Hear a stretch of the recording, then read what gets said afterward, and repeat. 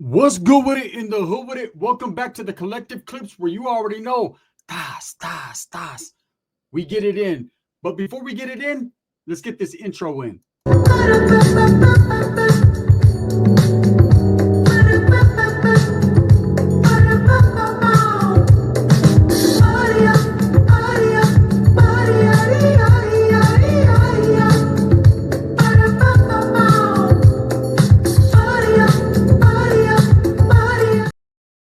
Welcome back to the channel. And if you haven't already hit that like and subscribe button, make sure you go ahead and do that. Put your notification bell on all so that way you're directing the direction of the dope content that the gun stays kicking.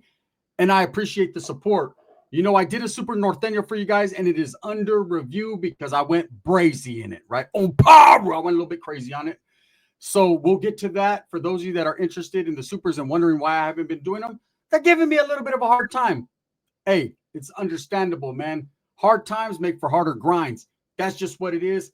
Let's talk about Jake the Snake, Jake Haro. I was asked a question. I want to answer it in detail. And I want to associate this man because of what the dastardly deeds that he's done, the child abuse accusations, the continual lying and deceitful ways. This guy right here is the devil himself. This guy right here, Jake Haro, is definitely not, he's inhuman. He's not human. Okay. He is a piece of, you know what, right? We don't want to cuss. If we cannot cuss, man, we're doing great, but I can't say that I won't slip. Now, I got asked a question. Where would Jake be housed if he is convicted of this crime? We are starting at the beginning. First of all, I guarantee you when Jake Haro was brought into the county jail, he was immediately segregated, meaning he was put in his own cell. Now, we know now that they utilized a tactic and put an undercover officer somewhere around him, whether it was his cellie or in a holding cell or in an open area. Somehow, some way, they put another inmate or someone who was posing, he was an undercover officer as an inmate, and they got into the vicinity of Jake, which kind of flabbergasted me. It made me think, someone with a high-profile case, with all the notoriety, people are watching. They watch TV in jail. You know, I'm not sure if they have tablets in that jail. I know that's a CDC policy where they're issued tablets so they could communicate with family and friends and do programs and educational purposes and things of that nature. And somehow, some way, they figure out a way to get on social media and do their thing. But that's prison. In the county jail, it's a little bit different. They do get out of their cells most of the time in most county jails, at least 1 hour to a half hour a day, whether it be for shower time every few days or it's for day room time or yard, depending upon the county. Every county is different. But the inmates do have action at visitation. They do have action at seeing what's on TV. So, of course, people are keeping up with the local crime. And I'm sure Jake's case has popped up, so people are aware that he was brought into the county jail and they are on the lookout. It's just the way it is. The criminal world, prison, jail, people are on that ass. They are watching. Okay, they are waiting. There are people that will get off on you just because. Some will do it for the clout. Some will do it for the attention. Some will do it for the right reason. And that's because you touched a kid. It's your turn, right? So to me, I figured Jake was segregated. Now, I'm sure he's in segregation right now, whether it be administrative segregation, the whole, or he's just on a kept separate from everyone else. But that doesn't last forever. What's going to happen is Jake is going to go through the motions. He's going to be in county jail fighting this case. We already know now he's charged with several new charges. Murder for malice twice. Why are they hitting him twice? They're making sure they dot all their I's and cross their T's. He got firearms charges, possessions. He's got ammunition possessions of an ex-convict. He's got false reports to police officers. That'll hold him. Right? He's got willful cruelty to a child. That'll hold him. I mean, so many different charges. And the reason they did that's called stacking it up is because something's going to stick. They're going to bend you and break you into submission. Basically, they're going to push you into either a plea or get a conviction. You're not going anywhere, buddy. Keep your ass right there where you belong, as far away from children as possible. If there's a Chuck E. Cheese in the area, move him further. Put him in the back of the cell because we don't want that guy anywhere near a Chuck E. Cheese, anywhere where kids could be. That's just where he's at right now. He's a despicable human, but he's not the only one. See, along the lines, once upon a time, there was a guy named Haro Aguirre. If you remember, he was the boyfriend of Pearl Fernandez, and he was caught up in the whole situation with baby Gabriel Fernandez. And some of the things he did, I could not even explain, nor will I explain. But let's just say he's one of the most despicable human beings on earth. And the way he plays into this situation is him and Jake have similar charges. They also have a similar way about themselves. They are very controlling of women. They control their women. They're narcissists, and they have this issue with children. Now, what makes Jake just a little bit more different, and they're both pieces of you know what, but what makes Jake just a little bit more different is the fact that this was his own child, his own daughter, his own son. Let's not forget about the daughter. Promise, okay? Everyone's talking about Emmanuel, and Mijo, we hope that you are out there and you're saved, like Ahmed said. I agree. I'm all for that. I want to see that baby get his justice, but we need justice for Promise as well, because she did not get justice. That guy was able to slick talk, use fucking Dougie Fresh, his lawyer, and boogie up out of the way, right? And get a fucking suspended sentence and a slap on the wrist and 1 day in jail. And that judge should be ashamed of himself. But we've already said that before. But we're going to keep on hollering it till we can't holler no more. Holler back, right? I'm so happy that they're going to hold this man accountable for what he did to his daughter as well as his son. So now let's get to where he's going to go.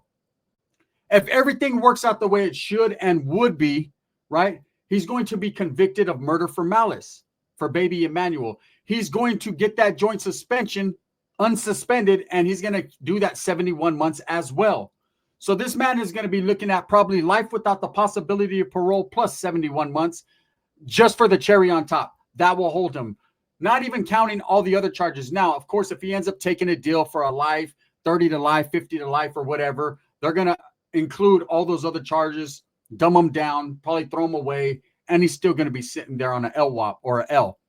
That's going to hold you. I'll tell you right now, if you catch that elbow right now, you're anywhere in your 30 years old, it's at least 25 to 30 years before you even get a look. F that. If he gets 50 to life, that means 50 years before he gets that look. Now, because he's over the age of that new law that passed when they're young, youthful offenders that get that second look, he ain't got that coming. He's 31 years of age. Guess what? Sit down till you're 65, 70, and we'll talk to you then. And guess what? Toma, there's another 15. Let's hit him with the high. This man does not need to be on the streets around men, women, or children, especially children and women, right? He needs to be around some men, some real men. And he's going to get all that action on the yard, but it's not going to be the yard that you think it is. So with Haro Aguirre, the one that was caught up in the Gabriel Fernandez case, he was placed in several yards so far on his journey. He was actually given the death penalty, okay? Being that California overturned the death penalty, or they're not implementing it, they shut down death row in San Quentin. San Quentin was where they housed all inmates. That's where death row was. That's where they all resided. Anywhere from the Night Stalker, Richard Ramirez, to John Wayne Gacy, to all these other guys, Polyclasses killer, all these people were housed right there in death row. And it would be no different for Jake if he was given the death penalty, or for Haro, who was. Now, he was housed there for a little while, but when these new laws went to effect and they stopped implementing the death penalty, they shut down death row. The prison's getting old. They decided they were going to not overturn everyone's death penalty, but you guys still have guys that are condemned. That's what it says on their thing. Just like if you have life without, it says life without the ability to be paroled, life without. And then, of course, you have an EPR date, ERPD, excuse me. It's earliest projected EPRD, earliest projected release date. It'll tell you the date that you can go to board or the date that you're going to get out. Usually, most people don't make that EPRD. Some do, some don't, depending on if you're programming, if you're gang affiliated. And there's a lot of different things that go into it. But I'll say this.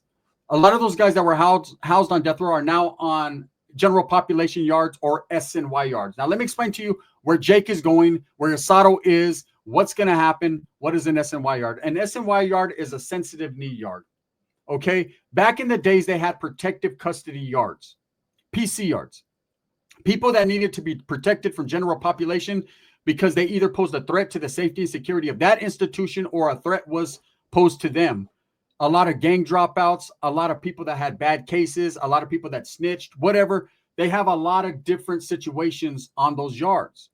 Well, in the early 2000s, something happened in the CDCR.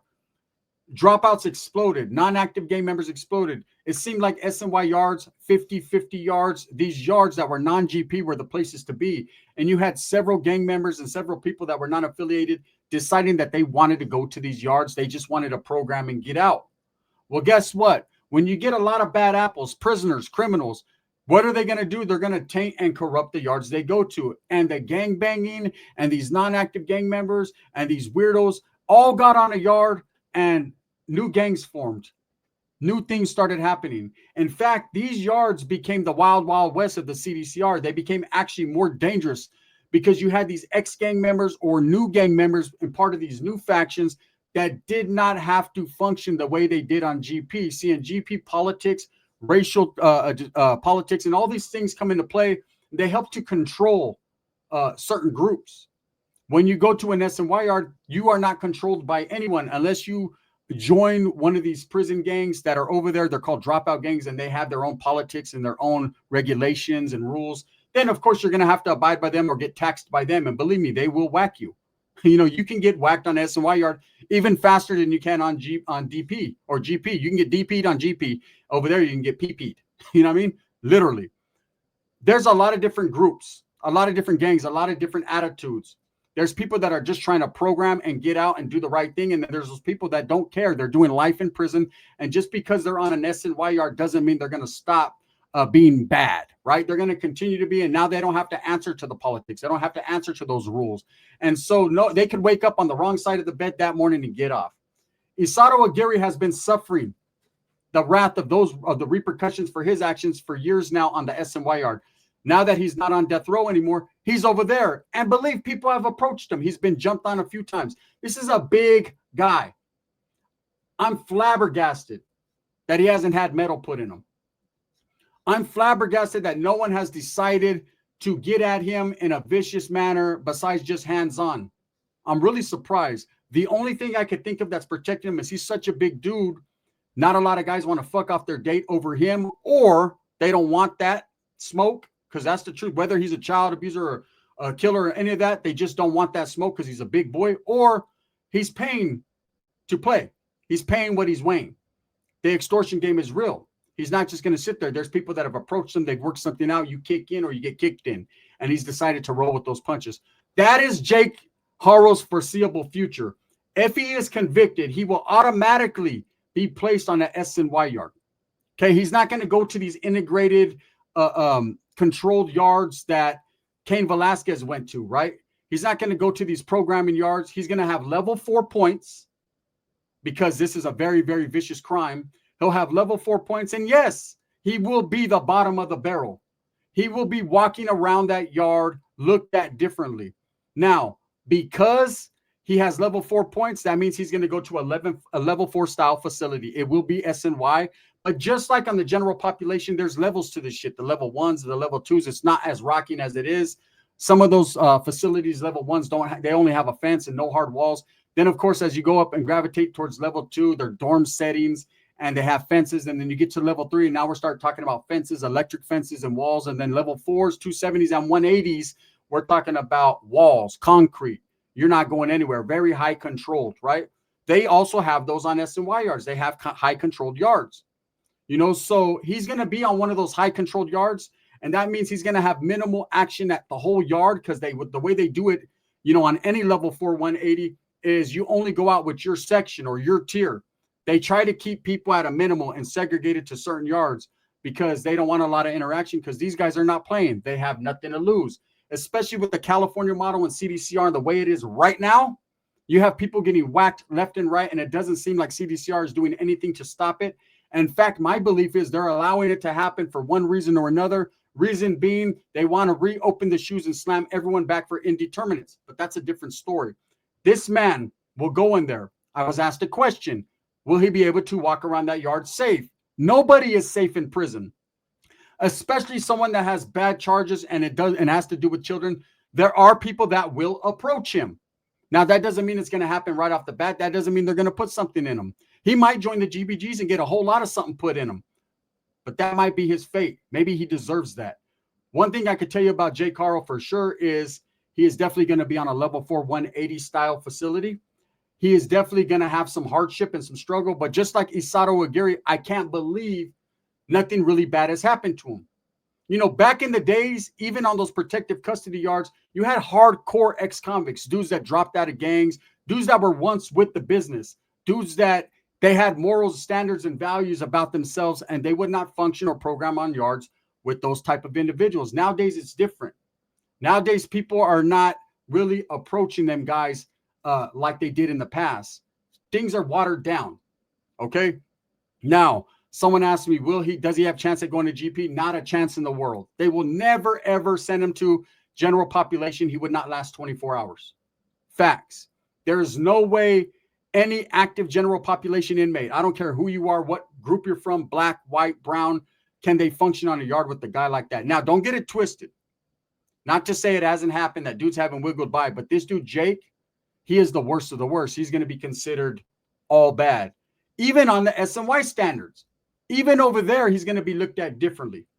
Okay, there's a lot of those dudes that are over there. You see them, tattoos, you look at their faces, you can't even tell, or you wouldn't be able to tell that they're in on some vicious, violent charges like that. Look at the guy, for instance, who stabbed Tory Lanez.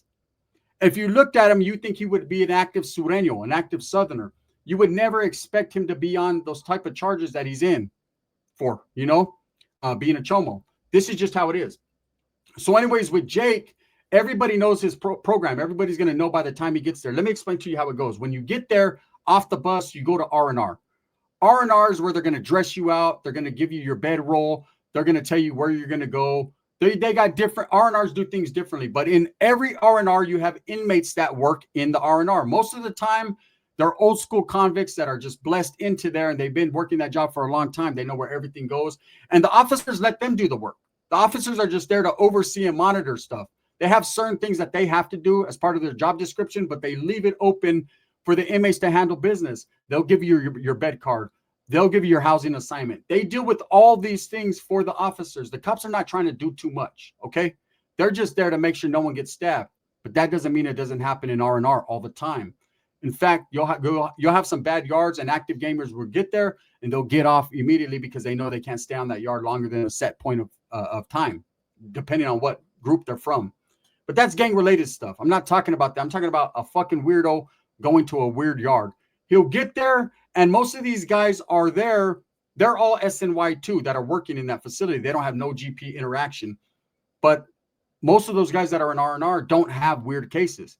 So they'll see this guy pull up. They will alert again the prison and the yard and say, hey, man, guess who pulled up today? They'll go out onto the yard, that fool pulled up. You know, because he might just go straight into a building and someone recognizes him or they don't.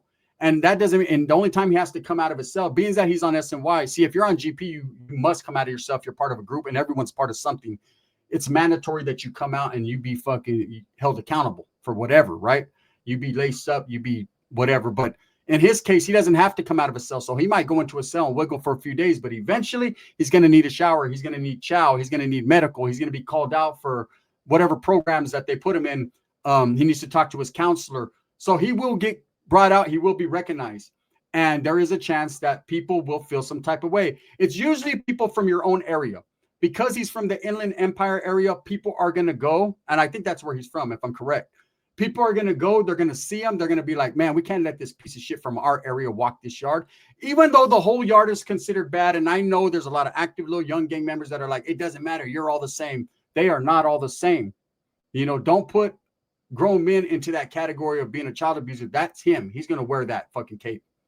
So he could get moved on. But then I reflect back to Isato Aguirre. Nothing ever happened to him, really. He got jumped a few times. I did a couple videos on it, but nothing he couldn't handle. It's really surprising because you see a lot of murders and a lot of things happening on these yards, GP and SNY. And in fact, SNY even more so than GP, or it used to be that way. Now I'm starting to see GP get off crazy. Like it's like they're in a free for all.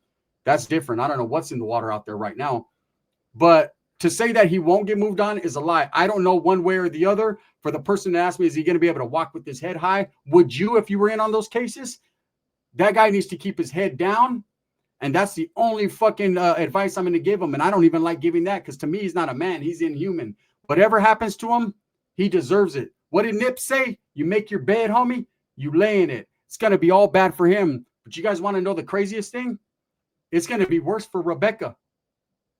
And we're going to get into that. It's going to be way worse. With that being said, thumbs up. I hope I answered your questions, man. Thumbs up or thumbs down. Heavy's going to be the head that wears the crown. I'm going to continue to strive, struggle, and strive for what I truly believe in. That's the betterment of all people. And I'll say this. That's the bottom line, because Gun said so. That's how it's going to go.